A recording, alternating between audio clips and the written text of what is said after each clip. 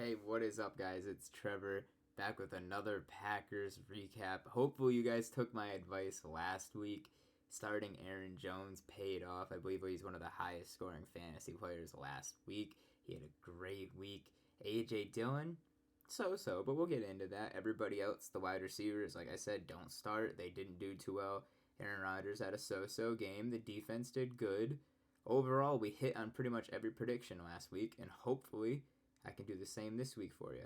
So this week, playing in Tampa Bay, Aaron Rodgers, Tom Brady, probably one of the games of the week, the games of the season even maybe. It's going to be, in my opinion, a low-scoring game. I think, of course, a lot of people think Aaron Rodgers, Tom Brady. It's going to be high-scoring. It's really not.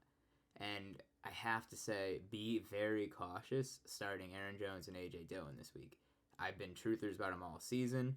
A.J. Dillon may have not put up the fantasy points like Aaron Jones did last week, but he still saw 57% of the snaps. He's still seeing about half and half. It truly is a 1A, 1B. Aaron Jones got the 3 touchdowns. He got a lot more receiving work. He broke off a couple big runs. He had the more productive day, but there's still truly a 50-50 snap share there. So I think week to week, confident in starting both those guys regardless. But like I said, this week I'd be extra cautious. If you have somebody else, possibly look to start them, especially if it's a favorable matchup. But if you have nobody else, start AJ Jones or Aaron Jones, AJ Dillon. But the Bucs defense, it's currently allowed only 13 points on the entire season through 2 weeks. They have number 1 sack, number 1 turnover rate, and their run defense the past 2 years has been the best in the NFL. So it's a tough task, especially for the Packers. And I mean, you think if you're the Bucs right now, the Packers have one strength, and it's the run game. So the Bucs are going to utilize that and take that away, forcing Rodgers to throw to the receivers. Now that leads me to the receivers. Aaron Rodgers has had 3 or 4 career pick sixes. 2 of them have come against the Bucs in previous years. So, I mean, that's alarming to say itself. I think they have a game plan to counter Aaron Rodgers and the Packers offense. And it doesn't help when he has Allen Lazard, Christian Watson, Sammy Watkins, and Randall Cobb all banged up. That being said, at the time I'm recording this is 2:30 on Friday. Allen Lazard, they're optimistic he'll play. Christian Watson, I believe it's the same belief that he's optimistic. As for Randall Cobb, he's dealing with an illness. He's probably going to be listed as questionable when the injury report comes out shortly. Sammy Watkins is dealing with a hamstring, and if any of you know Sammy Watkins, he does have an injury history.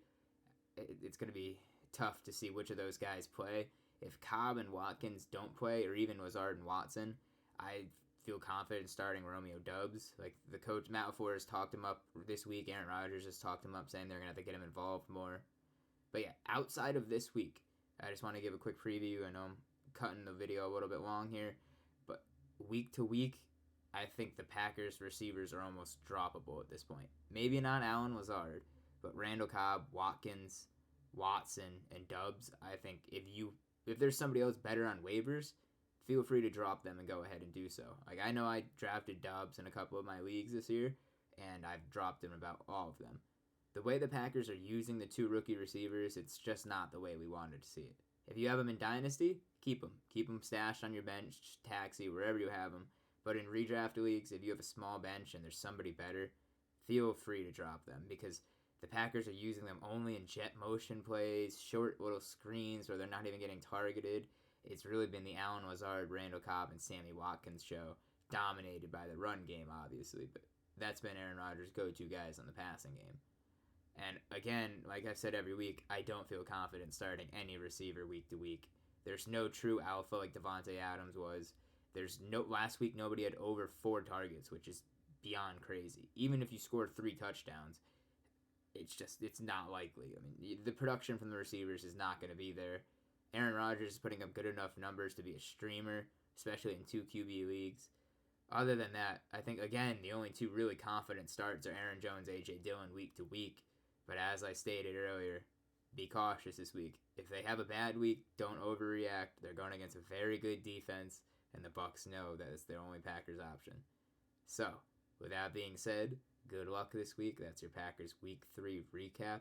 Hopefully you guys won. Hopefully you're 2-0 to start the season. Hopefully we can get to your 3-0. Go Pack, go. Good luck this week, guys.